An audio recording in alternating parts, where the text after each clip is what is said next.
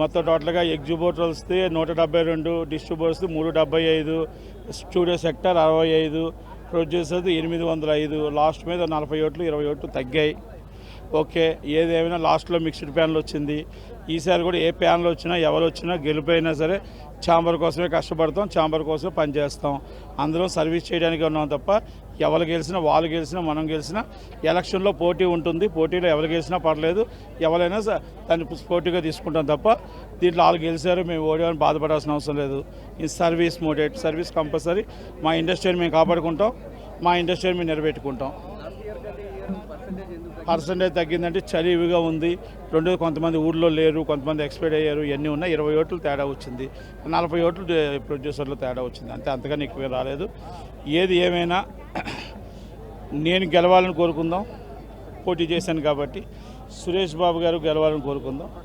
ఇద్దరం ఒకవేళ మేమిద్దరం గెలిచి లోనికి వస్తే ప్రెసిడెంట్ పోటీకి కంటెస్ట్ చేద్దాం. ఎవరు గెలిచినా కూడా సర్వీస్ చేయడమే తప్ప ఎవరికి ఏం లేదు. ఎవరమైనా సరే వాళ్ళు గెలిచినా మేము గెలిచినా ఎవరు గెలిచినా is the happy. Thank you.